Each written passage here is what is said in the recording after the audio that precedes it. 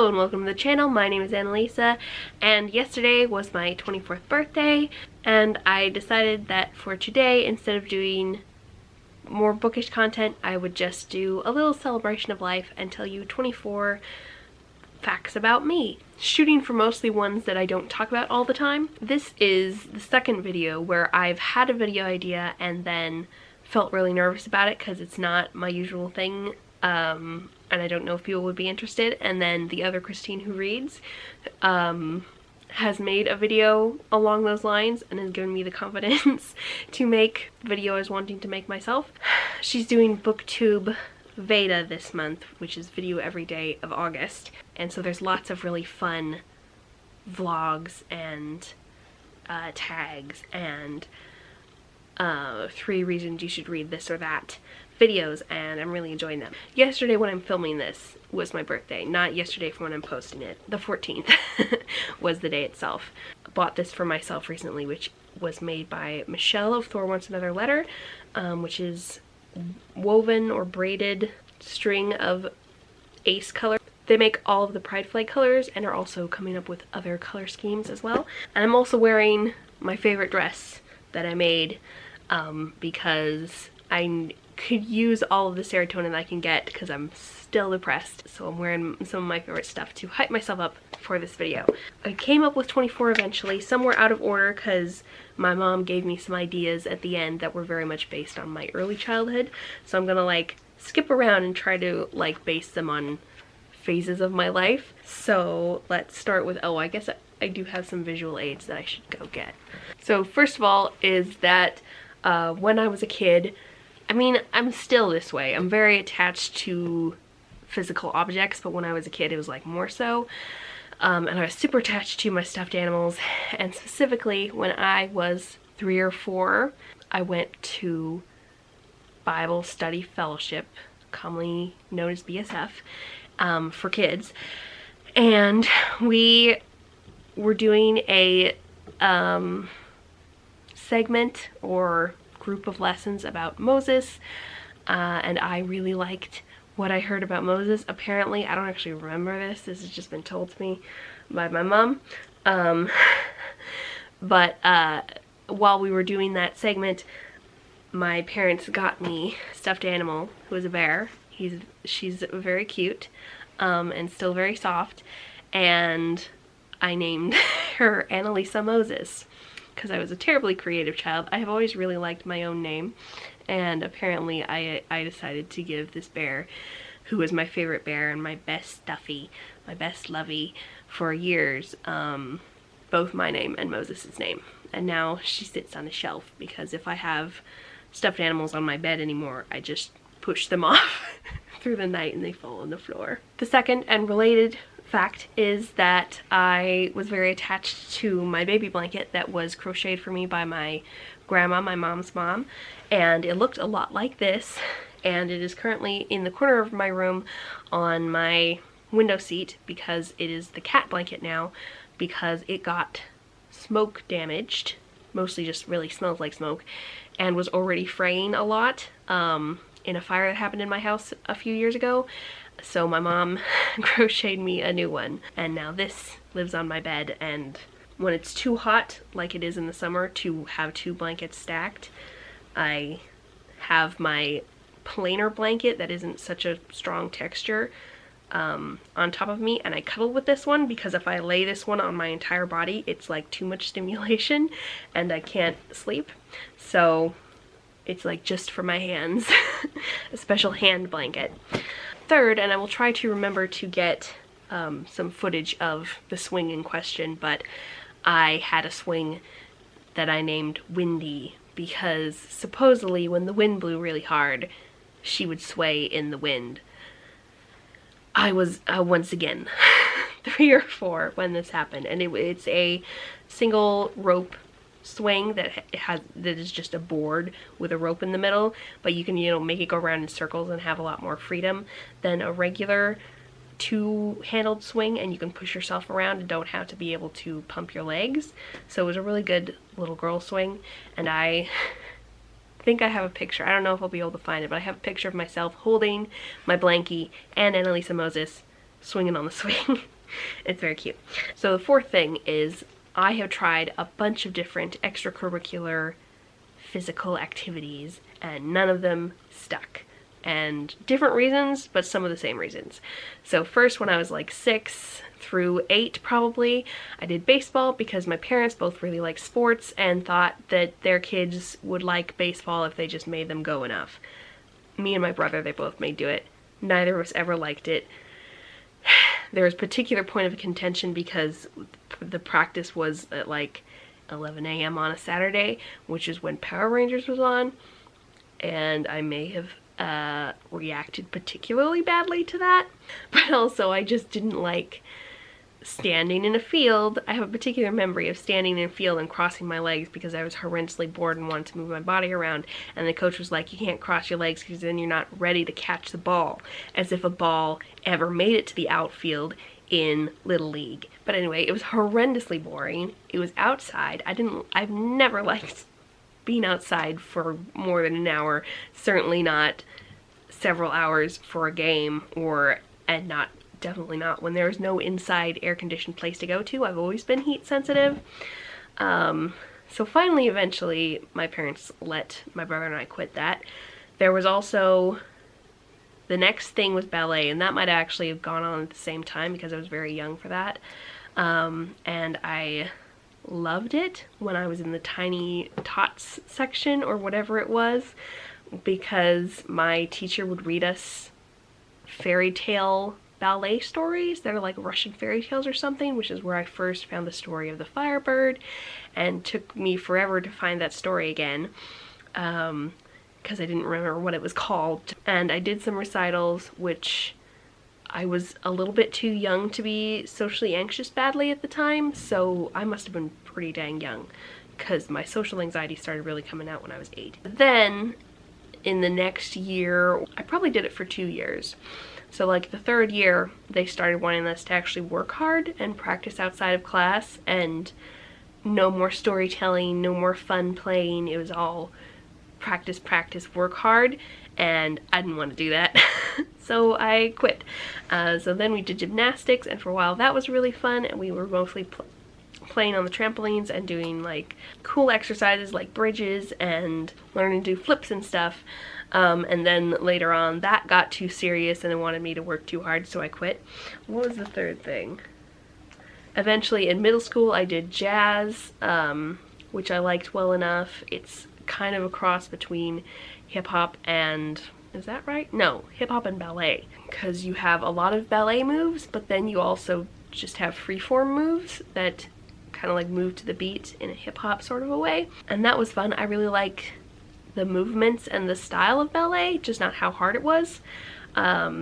So that worked well for a while, and then I quit because they wanted me to work too hard.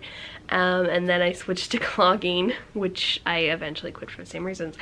That was in high school. So yeah, I was interested in these things as a hobby, not as a possible career or whatever they thought they were training me for. And I just wanted to exercise in a fun way once a week, and my parents wanted me to exercise in a fun way once a week, not to actually get good at anything.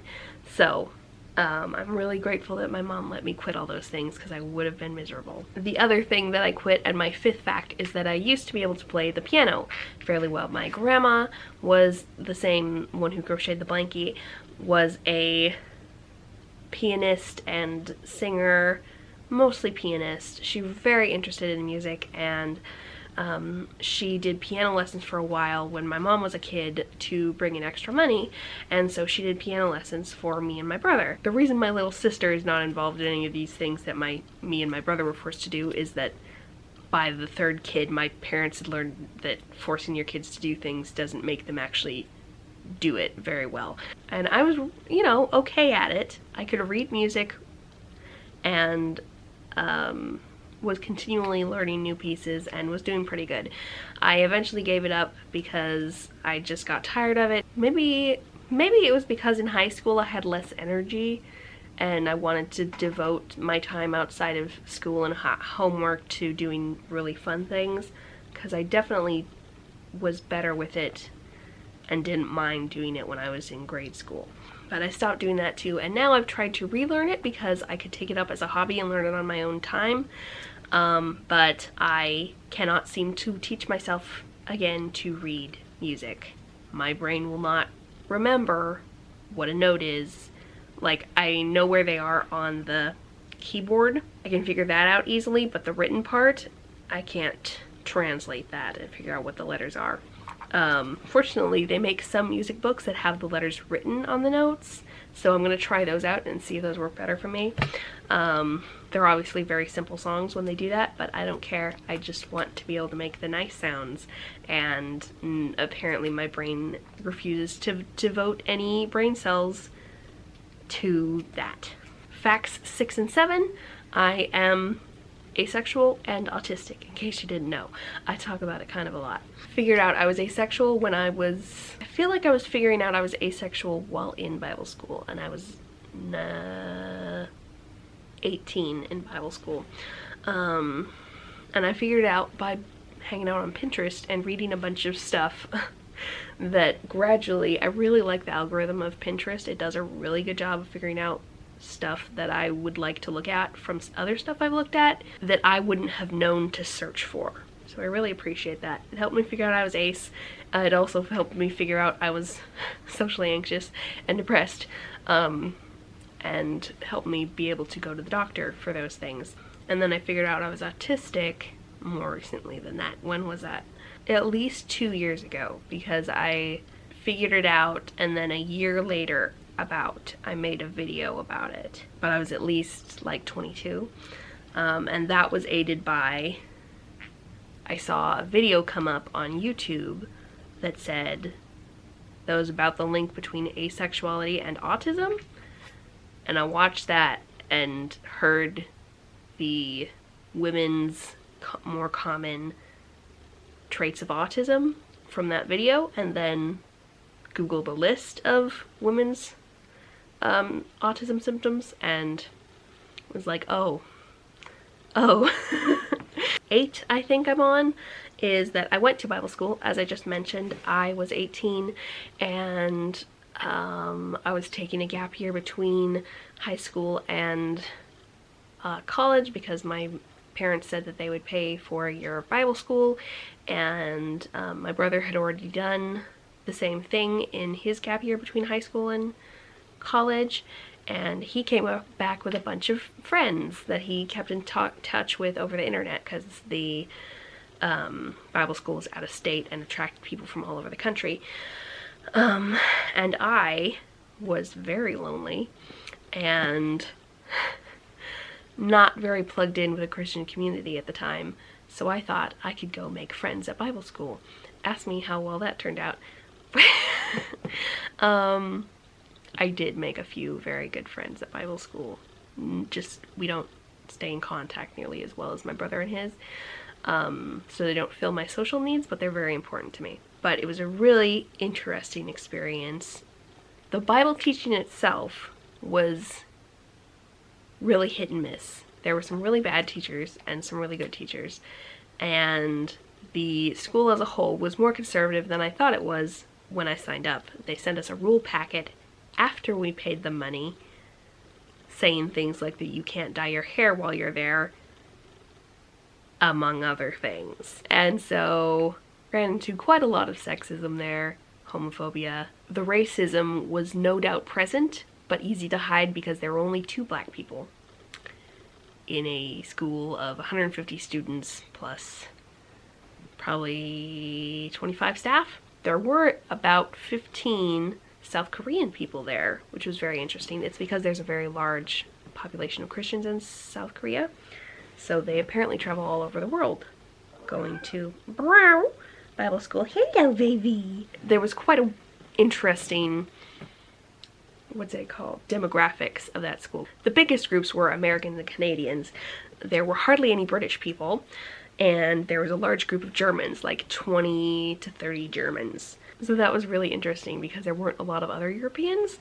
So I got to see more German culture than I thought I would. That was a really interesting cultural experience. I learned a lot more from the students than I did from the faculty, and I really enjoyed living in another country, especially England, because it's really green. And I really like greenness, and there were cute sheep, and I was there for the spring baby sheep. So I got to see a lot of sheep had 2 babies per sheep, and there were a lot of ones with the little dark brown or black faces and feet that were otherwise white, and it is just such a cute coloring, and they were so small and cuddly. So anyway, that was a really cool experience. Not what I signed up for, but it ended up being good. I am a collector of things, as you might have noticed. I collect snow globes. I used to collect musical carousels, but those got damaged in the fire, and then I didn't really have the heart to pick it up again. I also collect blown glass. I love blown glass. I couldn't really tell you why. It's pretty, but like specifically blown glass is the thing that I like. East Asian art, which you haven't seen most of. It's mostly dishes of various kinds. And I say East Asian because I like South Korean, I like Chinese, I like Japanese, and I like Vietnamese. And obviously I collect books, because there's nothing really useful about the amount of books that I have.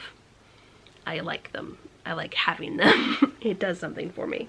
I'm gonna speed this up because I don't have a lot of room left on this camera, and I didn't want this to be a long video in the first place. So I also hate both coffee and tea. It's not a choice between them. I don't like either one. I think that coffee tastes like burnt water, and there's not enough sugar and cream in the world to cover up that taste. If you make a mocha flavored thing that has chocolate in it, that might be okay because chocolate covers the coffee taste fairly well, but otherwise don't give me anything coffee-ish. And tea tastes like pretty much nothing the vast majority of the time. And if it's a really strong tea, it's probably a flavor that I wouldn't like. I've never enjoyed a cup of tea, no matter how it was prepared. I've lost count, but I promise I counted them at the beginning, and there are 24 of them. I can kind of speak Spanish. I was really good at speaking Spanish for a while there, directly after I finished my 3rd year of it in high school, because I had an excellent teacher who taught us with like drawing pictures and stuff, and my brain just melded with it really well, and it went along with my special interest. But I had tried to learn Spanish before in other methods, and it really didn't work. So whatever teaching method that's called, I don't know what it is. She also did immersive, where the entire class was Spanish except for 5 minutes at the end where we could ask questions, and that was just really helpful. And now I mostly speak Spanish. I understand it when other people speak it a lot better than I can speak it. I can work a maximum of about 4 hours a day. Like, I can do an 8-hour shift if I have nothing for the whole rest of the week, because I can like store up time. But if I was doing some kind of work every day, 4 hours would be my maximum. I can't work a full-time job, even when it's working for myself, like doing art and reviewing books and writing books, and this new demolition and remodel that I'm doing now. I still can't work that many hours in a day because my body and brain will both fail me. What I do is I am a child caregiver. This next week I'm going to be working about 16 hours. Normally I work 8 hours every 2 weeks, so this is a lot more than usual. I will probably not be able to do anything else useful. I really love doing childcare. I love kids, and kids don't activate my social anxiety, so I can spend time with them without it exhausting me as much as it does when I hang out with people my age or older. Right now I am working for 2 families, one who has a 1.5-year-old, a 4-year-old, and a 9-year-old, and one who has a 3-year-old and a 6-year-old, and they're all very precious. I have 2 scars on my body. I think just two that I know of. They're both on my hands. They're really hard to see, so I might do a close-up thing, but one of them is on my thumb, where I stabbed myself with a knife trying to cut an onion, and one is on my pinky, which has a sort of bubble on it where my flesh came apart quite a lot, and I probably could have used a stitch, but I didn't get one because I didn't want to, and now it looks real funny if you look closely.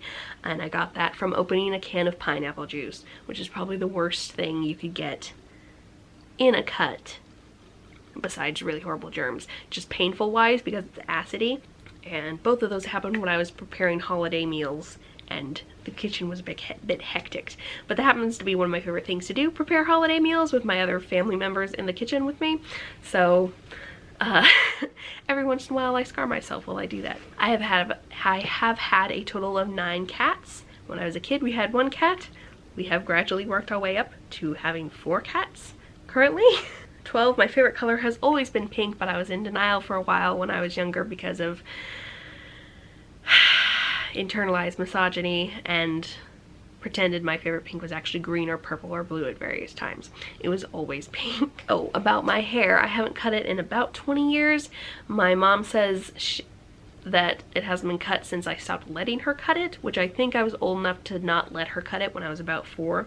So that's why the ends look like that instead of being straight across. I don't get it trimmed, and that helps with it growing out longer. But also what else helps is I don't use heat on it, like no curlers, no straighteners, no hair dryers, and I also don't like bleach it or do any other harmful things to it.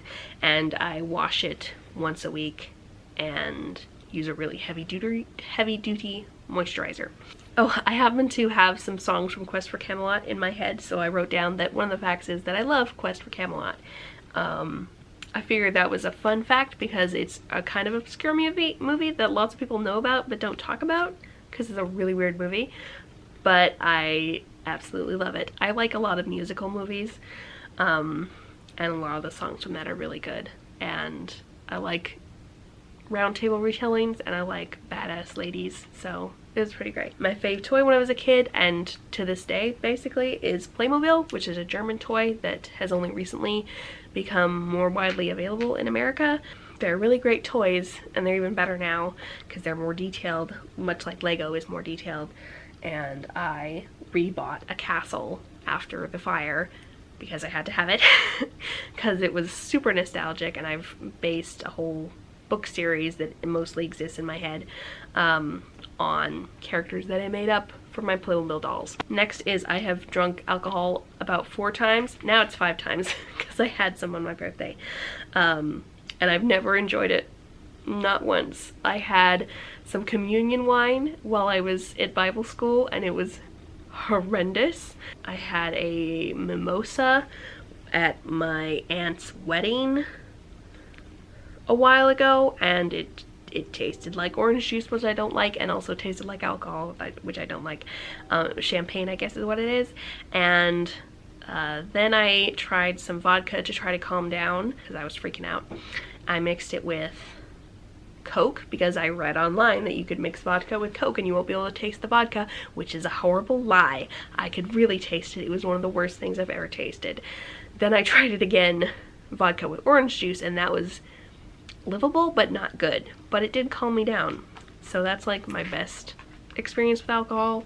And then last night I had a it was a Moscow Mule, which has a little tiny bit of vodka and is mostly non-alcoholic ginger beer with some lime juice. Next, I would like to have a tattoo of a semicolon. It's a depression thing, and I would like it on my hand, except for employment issues possibly, so I would probably compromise and put it just on my wrist where it could be covered by a wristband. And also I want big fat roses on my shoulder, preferably blue, but I could do red because someone at Bible school had giant blue roses on his shoulder and it was awesome looking. Fact about my art, I switched to watercolors instead of acrylics, which I had been using for, I had used for about 4 years, a number of years before, because watercolors are a lot cheaper because you just pay for the pigment and not the solution that it's dissolved in, so it stretches a lot farther. I still have not run out of the first watercolor palette that I bought when I started my art channel a few years ago. 2 more, so I guess this is number 23. When I was about a year old, I was stung by a bee on my nose at McDonald's because I had a sugary drink and they were attracted to it, and I was a vindictive little girl, so I grabbed it and I squashed it in my hands while screaming. And my last fact is that I have a batleth because I'm a giant nerd and I had wanted a batleth for a really long time. I finally got it I guess when we moved into this new house, so like a year and a half ago. We didn't move into a new house. Our house got remodeled because of fire. I'm not quite nerd enough to be any good at swinging it around and looking cool, but I love it. And so yeah, those are 24 hopefully fun facts about me. I would love to know some facts about you that like you don't tell people about a lot or that are weird. Thank you so much for watching and I will see you in the next video. Bye!